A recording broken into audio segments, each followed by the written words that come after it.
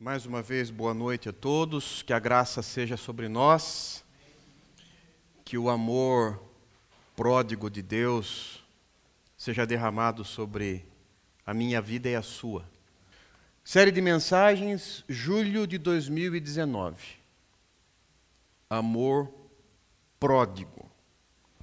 Nós vamos, durante este mês, estudar talvez aquela que seja a parábola mais conhecida de Jesus. A parábola do filho pródigo. Penso eu, não sei se estou certo, não sei se estou errado, que filho pródigo mais bom samaritano são as parábolas mais conhecidas de Jesus. Dentro da igreja a gente conhece e até pessoas de fora também conhecem. Aliás, é uma expressão, né? Fulano é um bom samaritano. Da onde vem isso? Da parábola que Jesus contou.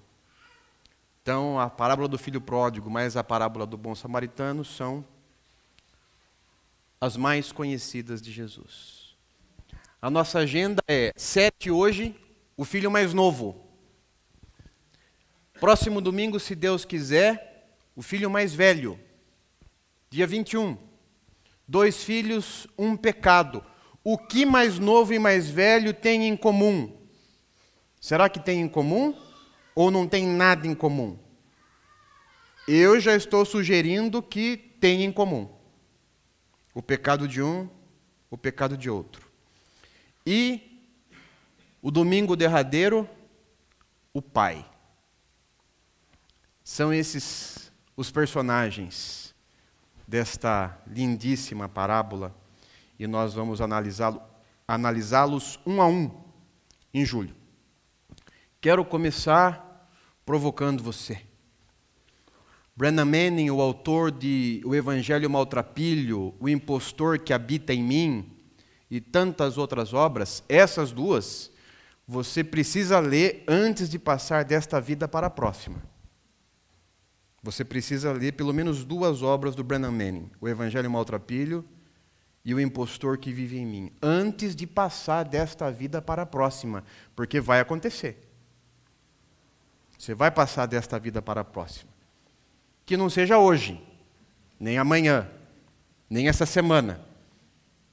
Mas a gente nunca sabe quando. Então, pense nisso, em ler essas 2 obras. Ele diz, o amor de Deus é loucura. E aí talvez você pense, irreverência? Não. Ele está dizendo que o amor de Deus é inexplicável. É inexplicável. O amor de Deus é loucura.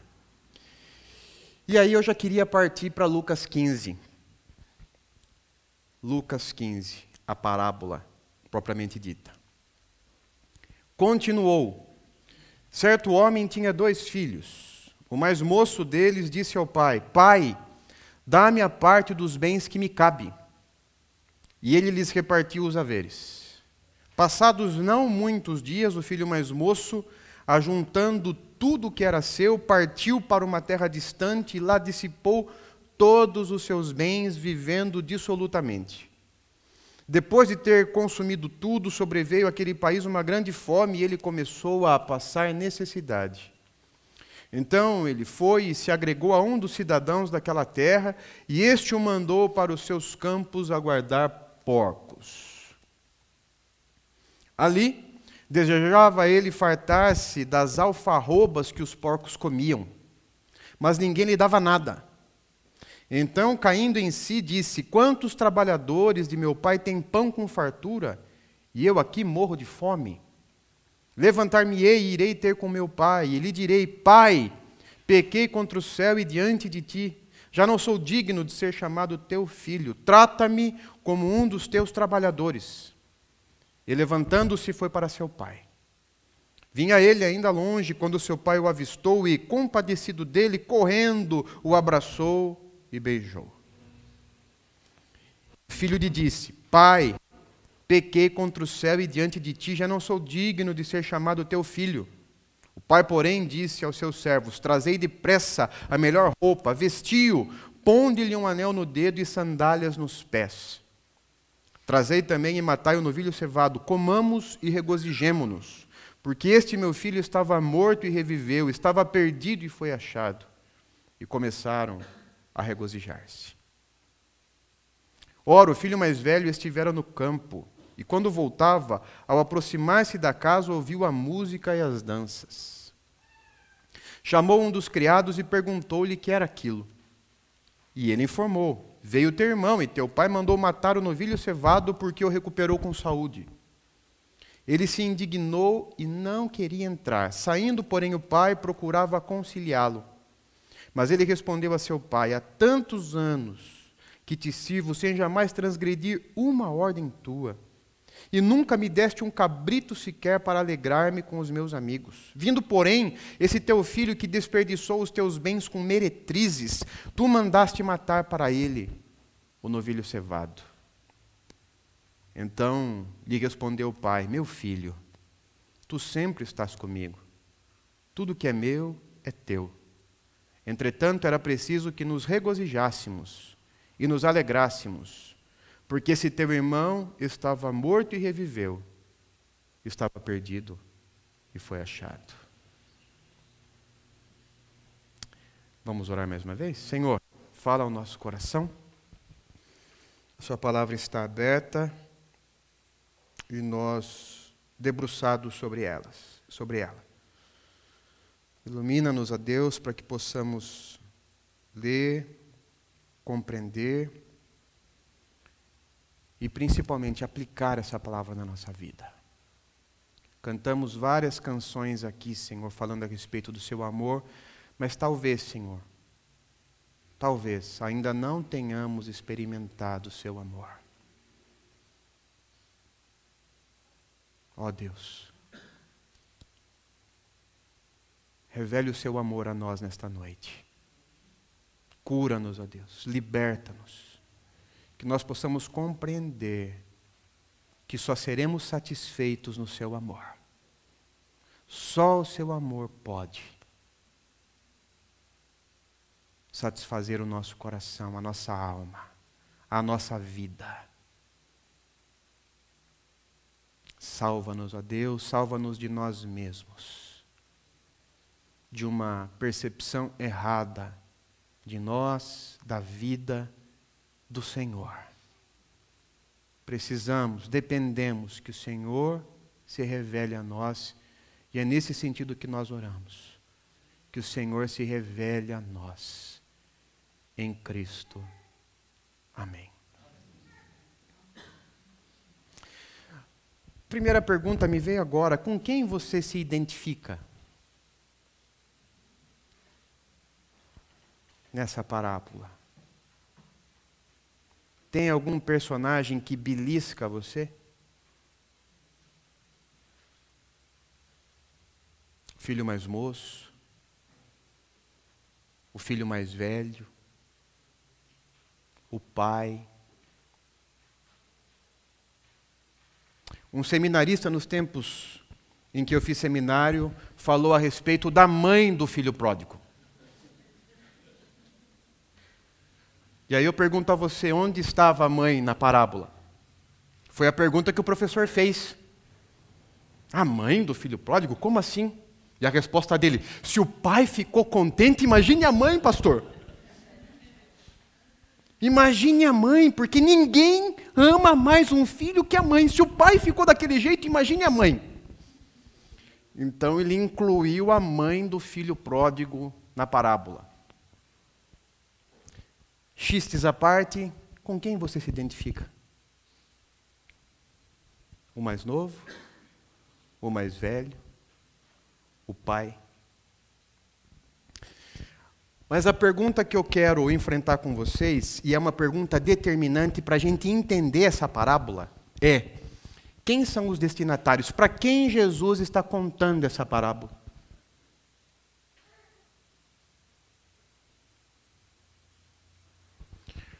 Com quem Jesus está conversando, para quem Jesus está contando, quem são os destinatários dessa parábola? O texto nos mostra, não li os versículos, mas no início do capítulo 15, a resposta e nós precisamos dela para nós entendermos de que se trata essa parábola que Jesus contou. Aproximavam-se de Jesus todos os publicanos e pecadores para o ouvir, e murmuravam os fariseus e os escribas, dizendo: este recebe pecadores e come com eles. Então nós poderíamos dizer que, num primeiro momento, publicanos e pecadores, pessoas arreligiosas, pessoas que não têm nenhum vínculo com a religião, são publicanos, são pecadores, gente torta, gente que não frequenta igreja, e que muitas e muitas vezes nós pensamos delas, precisam se converter, têm a vida muito torta, pessoas arreligiosas. Mas Jesus fala com publicanos, fala com pecadores, mas fala também com fariseus e escribas, pessoas religiosas, frequentadores de igreja, gente que conhece Bíblia, gente que conhece doutrina, gente que conhece história, pessoas religiosas, moralmente irretocáveis, pelo menos na casca. Gente que tinha bons hábitos, pelo menos na casca. Gente que talvez, olhando para eles, para elas, pensássemos: puxa vida, queria que fossem membros da minha igreja. Na minha igreja falta gente assim. Pessoas religiosas. Agora, Jesus está falando com essas pessoas. Essa parábola, a parábola que nós conhecemos e que nós chamamos de a parábola do filho pródigo, tem como destinatários, pessoas religiosas, fariseus e escribas. É com essas pessoas que Jesus quer falar. E é para essas pessoas que Jesus conta a parábola. E aí, vamos ouvir o Tim Keller para nos ajudar a caminhar na direção correta. O segundo grupo, formado por escribas e fariseus, Jesus começa a contar em resposta à atitude de irmãos mais velhos. A parábola dos dois filhos realiza uma análise aprofundada da alma do irmão mais velho, culminando com um pedido para que ele mude seu coração. E aí, talvez para você uma novidade. Quem é o protagonista da história? Quem é o ator principal dessa parábola? Não é o irmão mais novo, o filho mais novo. Por isso eu diria a você que é uma impropriedade dizermos a parábola do filho pródigo, porque o filho pródigo não é o ator principal, não é o protagonista, não é a personagem central da história que Jesus contou. Quem é o personagem principal? É o irmão mais velho. É o filho mais velho.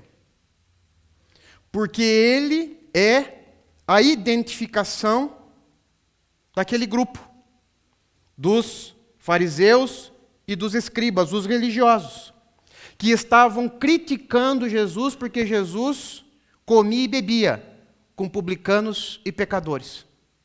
Então Jesus conta uma história para pessoas religiosas, começa contando de um pai com dois filhos, o filho mais novo torto. E aí pronto, uma leitura moralista já faz a gente achar que aquele cara, o torto, tem que se converter. Por isso a parábola do filho pródigo. Venceu essa leitura na história.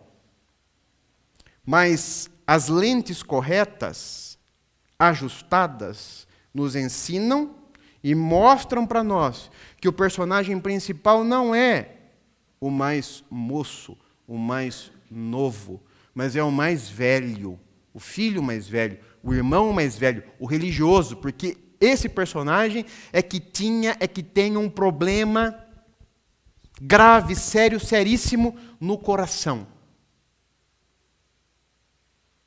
Mas é fato, nós vemos a perdição muito claramente no mais novo.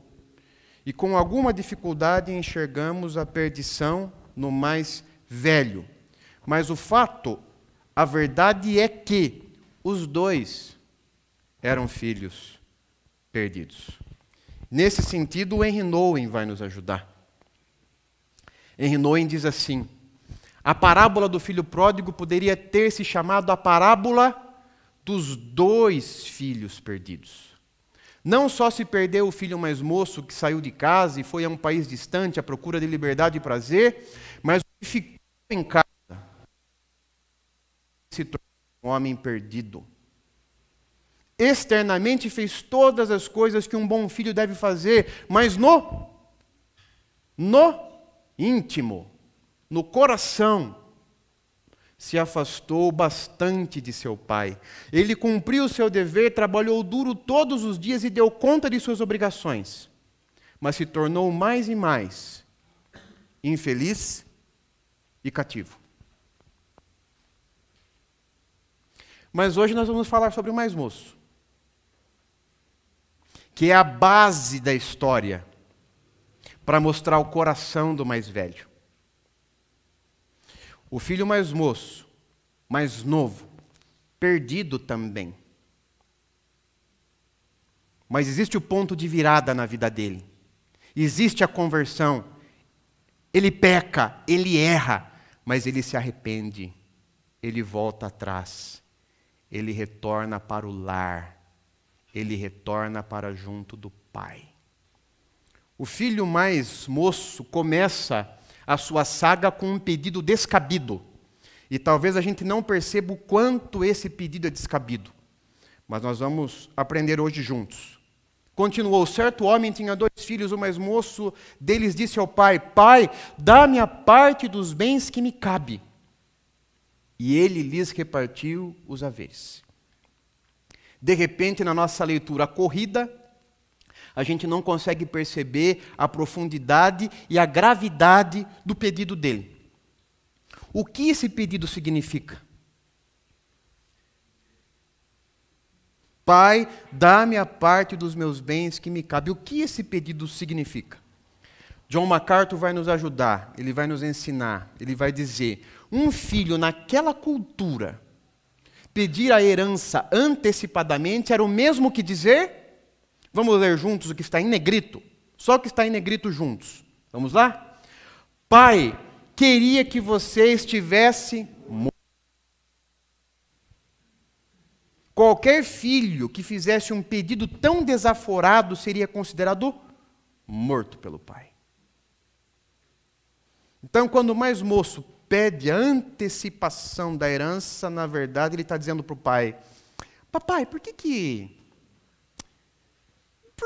o senhor não morre? Que comentário elegante, gentil, afetuoso. Já imaginou numa mesa de domingo, o frango sobre a mesa? E aí, papai, eu queria que você tivesse morto. Esse é o sentido do pedido do filho mais moço. Ele desejaria que o seu pai estivesse morto. E segundo a cultura, o pai teria o direito de espancar o filho. Espancar. Teria o direito de espancar o filho até a morte, se fosse o caso. A cultura abria essa possibilidade. Para percebermos a gravidade do pedido, a gravidade do pecado. Não é pecadinho, não é coisinha boba. Ele afrontou, ele desonrou o seu pai. E dentro daquela cultura, isso era um pecado para a morte. Bem, mas não para por aí. Uma conduta vergonhosa. O texto segue. Passados não muitos dias, o filho mais moço, ajuntando tudo que era seu, partiu por uma terra distante e lá botou para quebrar. Dissipou todos os seus bens, vivendo dissolutamente. A mensagem diz, não se passou muito tempo e o filho mais novo arrumou as malas e foi morar num país distante. Por ser indisciplinado e esbanjador, desperdiçou tudo o que possuía. Botou para quebrar. Moeu. E como é gostoso gastar, não é?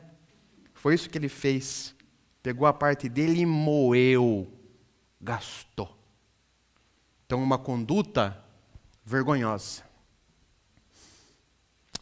Mas toda conduta vergonhosa traz consigo uma consequência desastrosa. Ele moeu, viveu dissolutamente e chegou um momento que o dinheiro, depois de ter consumido tudo, sobreveio àquele país uma grande fome e ele começou a passar necessidade. Então ele foi e se agregou a um dos cidadãos daquela terra, e este o mandou para os seus campos a guardar porcos. Ali desejava ele fartar-se das alfarrobas que os porcos comiam, mas ninguém lhe dava nada. Aqui também precisamos de alguns dados culturais. Aquele judeuzinho passou a ser servo, escravo de um gentio.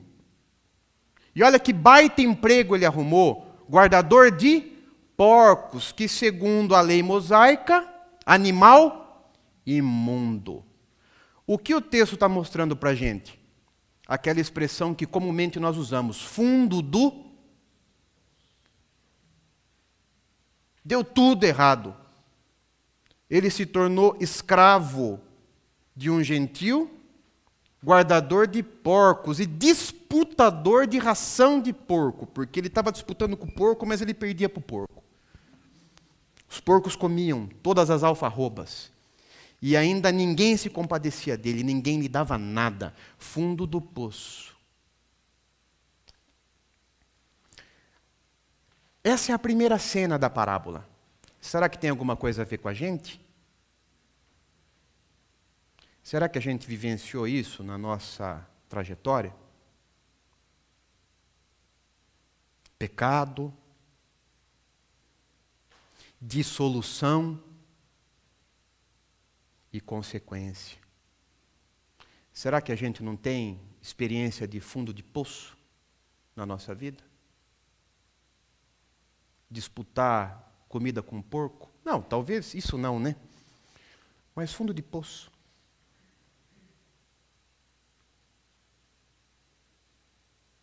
Será que não aconteceu com a gente? Talvez muitos aqui se identifiquem com o filho mais moço. A história linka. Eu passei por isso, pastor. Eu sei o que é isso. Fui criado na igreja, me apartei, me afastei. E aí, pastor, olha, um abismo chama outro abismo. Eu fui fazendo só porcaria, para não dizer outra coisa, né? Fui fazendo só porcaria e daí, de repente, eu estava na lama. Estava no fundo do poço.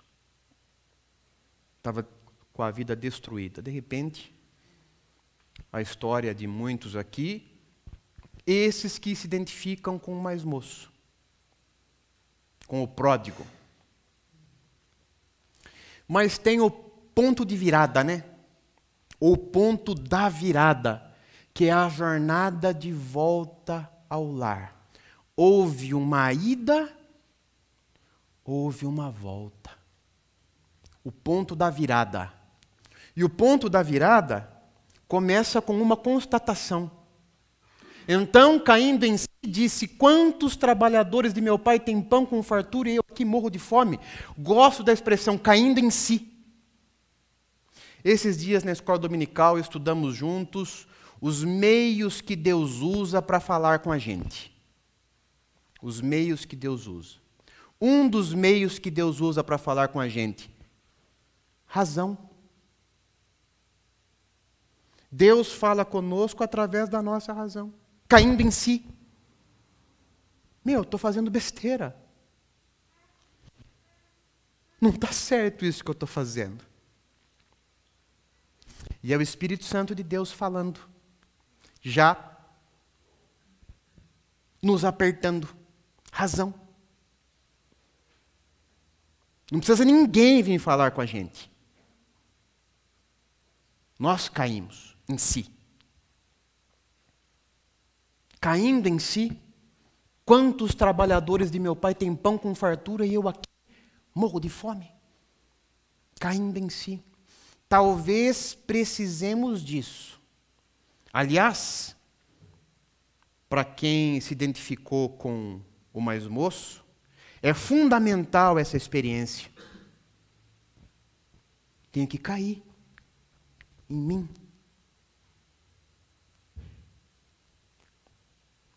Tenho que ter esse insight. E aí, ele traçou uma estratégia, porque a jornada seria longa e o problema grandioso. Como é que ele ia voltar e olhar para os olhos daquele pai? Como é que ele ia dirigir a palavra ao pai? A um pai que ele desejou morto. O que ele ia dizer para o pai dele? Qual seria a argumentação? E aí ele racionalizou. Levantar-me-ei e irei ter com meu pai e lhe direi. Vamos ler juntos o negrito? Vamos lá? Pai, pequei contra o céu e diante de ti. Já não sou digno de ser chamado teu filho. Trata-me como um dos teus trabalhadores. Pai, se você não quiser mais me tratar como filho, ok. Trate-me como um servo, como um trabalhador. Aceite-me como um trabalhador. Aceite-me como um servo, como um escravo. Tudo bem que você não tenha mais vínculo filial. Eu até acho justo, mas, por favor, um emprego, salário, pão. Foi assim que ele pensou. Timothy Keller vai nos ajudar. Vai falar um pouquinho a respeito do plano do filho mais moço. O filho planeja dizer: pai, sei que não tenho o direito de voltar à família. Rompi. Porém, se você me fizer aprendiz de um empregado seu, então poderei aprender uma profissão e ganhar um salário para ao menos começar a pagar a minha dívida. Talvez ir devolvendo aos poucos a parte da herança que ele antecipou, para que lá na frente talvez o pai o recebesse como filho novamente. Essa era a estratégia. Uma espécie de reparação de danos. Essa era a estratégia dele.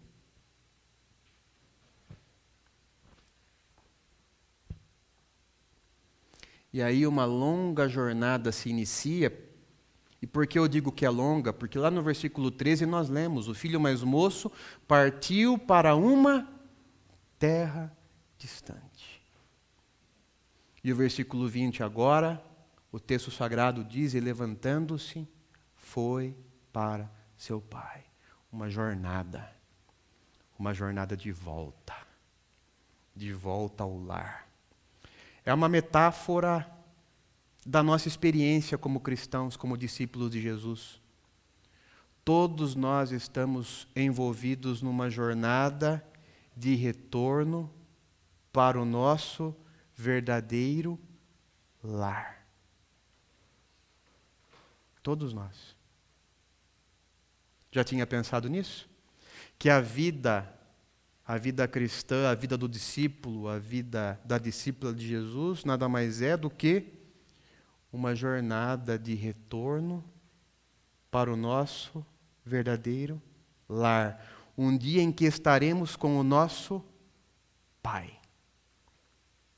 E aí, fico tentando me colocar na pele do mais moço. As perguntas que permeavam o seu coração, que fustigavam a sua alma: serei recebido? Como é que vai ser quando eu vou de casa? Como é que vai ser? Vão atender a porta? Ou vão olhar pelas câmeras e vão resolver, deixe lá batendo. Vão olhar pelo olho mágico, eu sou do tempo do olho mágico. Vão olhar pelo olho mágico. Ah, que morra de apertar a campainha, de bater na porta. Deixe ele lá. Serei recebido. Serei acolhido. Serei perdoado. Todas essas dúvidas, de uma maneira ou de outra, são dúvidas nossas. Falei aqui, talvez muitas e muitas pessoas não tenham a experiência do amor de Deus. Nunca sentiram o amor de Deus.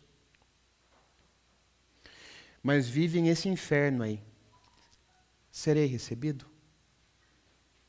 Serei acolhido? Serei perdoado?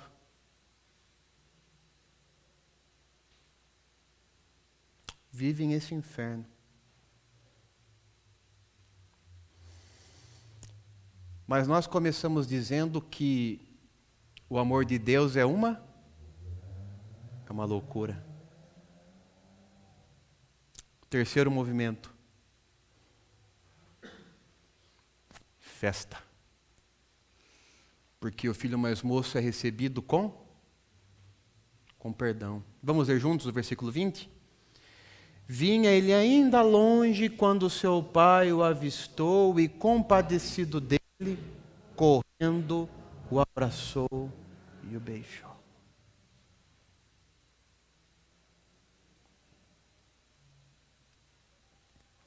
A mensagem diz assim: ele ainda estava longe na estrada quando o pai o avistou. E eu gosto dessa expressão da mensagem.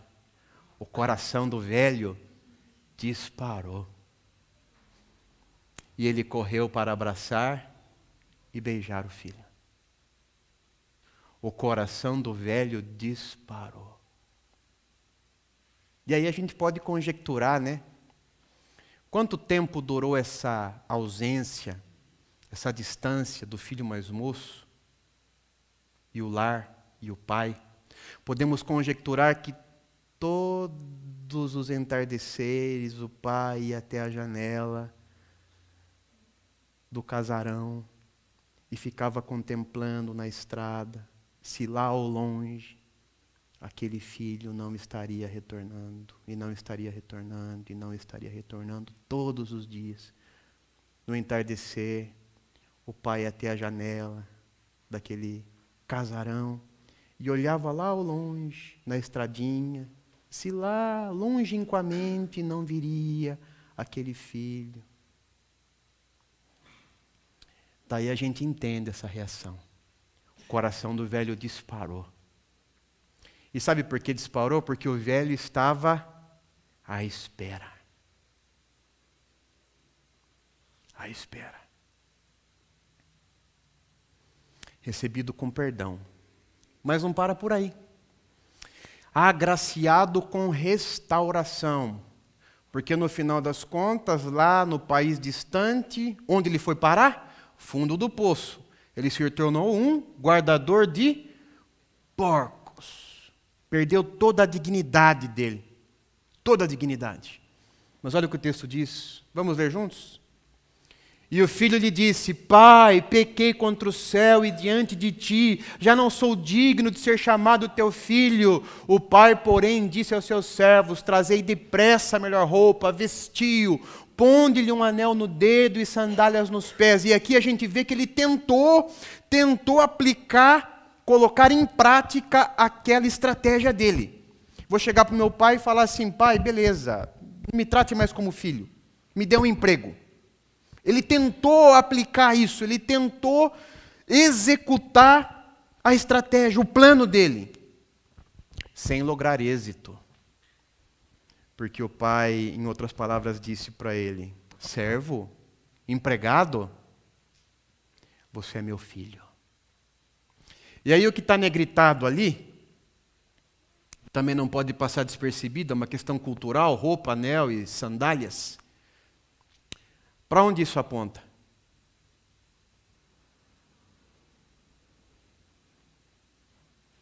O pai restitui a dignidade do filho. Em outras palavras, o que o pai está dizendo para aquele moço é: você é e você sempre foi o meu filho. Porque o escravo não usava sandálias. Então, a sandália. O anel era o anel da família. E uma túnica, uma roupa, uma bela roupa que foi dada a ele, a dignidade da família. Então, agraciado com restauração. Não importa que você guardou o porco. Você está de volta. Você é meu filho. Você é meu filho. E, para encerrar, acolhido com celebração. E aqui tudo em negrito, né? Vamos ler todos juntos? Vamos lá? Trazei também e matai o novilho cevado, comamos e regozijemo-nos, porque este meu filho estava morto e reviveu, estava perdido e foi achado, e começaram a regozijar-se. Para a gente entender a mensagem. Depois vão buscar uma novilha bem gorda e preparem um.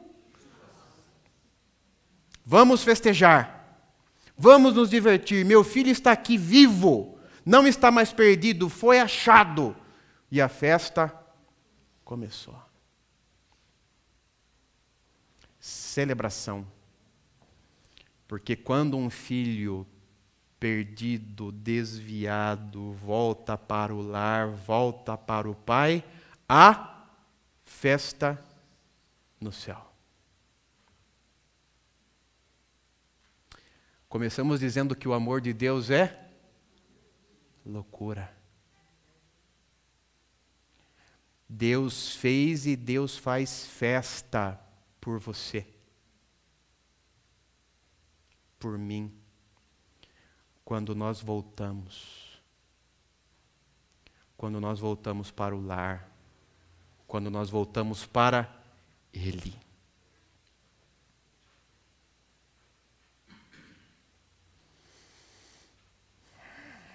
Tá bom, pastor, mas o que eu vou levar para casa? Qual é o princípio?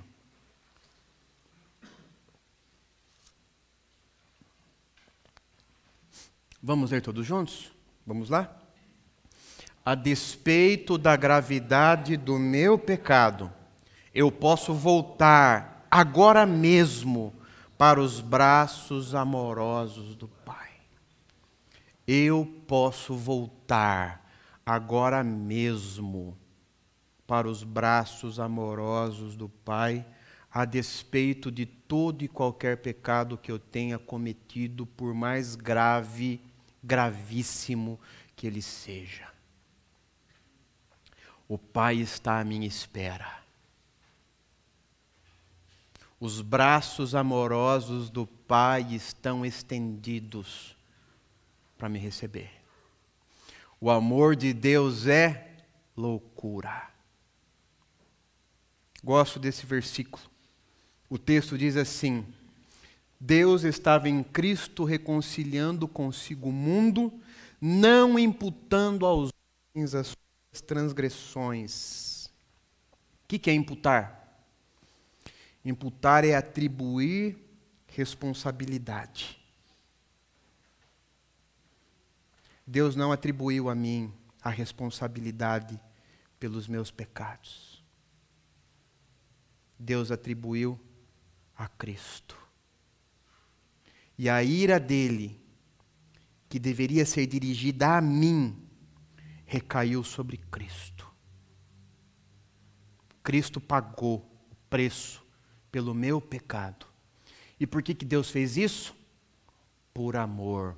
O amor de Deus é loucura.